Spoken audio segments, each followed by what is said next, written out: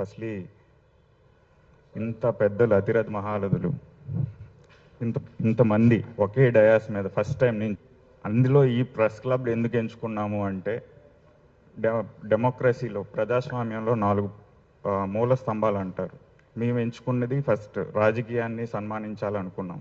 రాజకీయాన్ని సన్మానించుకోవాలంటే ముందు ఈ మెసేజ్ ప్రాపర్గా ఎక్తటిలోకి తీసుకెళ్లాలంటే మీడియా 4వ స్తంభం చాలా కీలకమైన పాత్ర. ఈ ఈ ప్రెస్ క్లబ్ అనేది ఒక దేవాలయం. ఇందులో ఉన్న వాళ్ళందరూ సరస్వతి పుత్రులే. ఈ స్టేజ్ మీద ఉన్న వాళ్ళందరూ సరస్వతి పుత్రులు కనుకనే వాళ్ళు మాట్లాడే మాట ఏదైనా సరే స్పష్టంగా క్లియర్గా జనాల్లోకి ఈజీగా వెళ్ళగలుగుతుంది. మేము తీసుకున్న ఇంత పెద్ద రెస్పాన్సిబిలిటీని మేము ఎక్కడో బయట పెట్టి లక్షలు ఖర్చు పెట్టవచ్చు, బట్ సరైన వేదిక కావాలి, మాకు మీడియా ప్రతినిధులు అయితేనే సరిగ్గా తీసుకెళ్ళగలుగుతారు. అలాంటిది మాకు వీళ్ళు పెద్దలందరూ బ్లెస్సింగ్స్, మీడియా పెద్ద బ్లెస్సింగ్స్ కావాలని వాళ్ళతో ఈ పోస్టర్ లాంచ్ ఇదే first of its kind programme కనుక వాళ్ళ చేతుల మీదుగా జరగాలని, వాళ్ళ బ్లెస్సింగ్స్ తీసుకోవాలని, జర్నలిస్ట్ పెద్దలందరూ బ్లెస్సింగ్స్ తీసుకోవాలని, మీ అందరి ఆశీర్వాదాలు నాకు ఉంటాయని, ఈ ఈవెంట్కి ఉంటాయని ఆశిస్తూ అంటే నాకు సరిగ్గా మాటలు రావట్లేదు, ఏం చేయాలో అర్థం కావట్లేదు. ఇంతమంది పెద్దలు ఏం మాట్లాడాలో మేము చాలా చిన్న వాళ్ళ అనుభవంలో చెప్పుకోవాలంటే నా వయసు కూడా లేదు. వాళ్ళు ఒక్కొక్కరు 40-50 సంవత్సరాలు జర్నలిజం చేసి అంత పెద్ద అంటే పైనుంచి కింద వరకు జీవితాన్ని చూసిన వాళ్ళ ముందు ఏం మాట్లాడినా తప్పే అవుతుంది. సో ఇంతతో అంటే వాళ్ళు సపోర్ట్ చేసినందుకు మరొక్కసారి వాళ్ళకి పాదాభివందనాలు తెలియజేసుకుంటూ, అండ్ ఈ అవార్డ్స్ ముఖ్య ఉద్దేశం ఏంటంటే చెప్పేది అందరూ పెద్దలు చెప్పినారు, సమాజంలో అందరికీ గుర్తింపులు అన్నీ ఇస్తారు, బట్ ఒక రాజకీయ నాయకుడికి ఎవరు గుర్తించరు. వాళ్ళని అందరం వాడుకుంటాం, వాళ్ళని ఎవరు గుర్తించరు. వాళ్ళు చేసిన మంచిని మర్చిపోతారు, అది గుర్తించుకోము.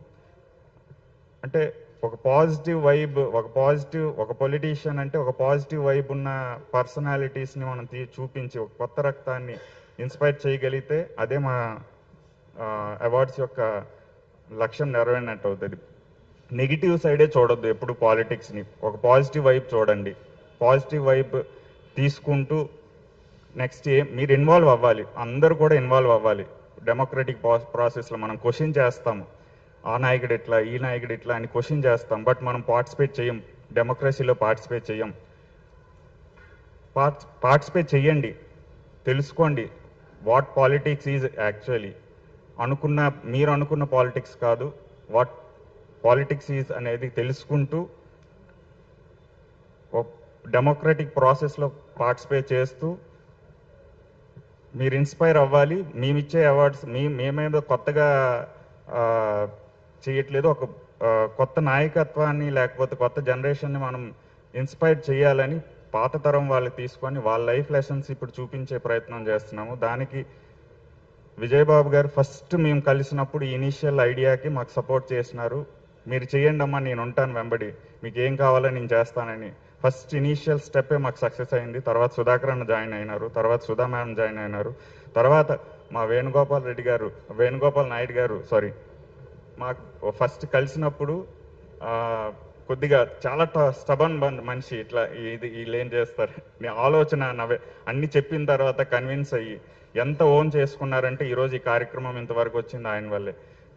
ఆయన కన్విన్స్ చేసి ప్రెస్ క్లబ్ ప్రెసిడెంట్ గారు అయినటువంటి విజయ్ కుమార్ రెడ్డి గారికి తీసుకొచ్చి విజయ్ కుమార్ రెడ్డి గారికి చాలా కార్యక్రమాలు చూసినా కానీ ఇన్ పర్సన్ ఫస్ట్ టైం ఆయన వాక్ దాటి ఆయన మాట్లాడిన తీరు, సబ్జెక్ట్ ఇచ్చి ఈరోజు మాట్లాడింది చూస్తే చాలా ఇంప్రెసివ్గా ఉంది. అండ్ కేఎస్ఆర్ గారు ఆయన రావడం మా అదృష్టం. మళ్ళీ తెలంగాణ మ్యాగజైన్ ఎగ్జిక్యూటివ్ ఎడిటర్గా ఉన్నారు, ఆయన సందేశం.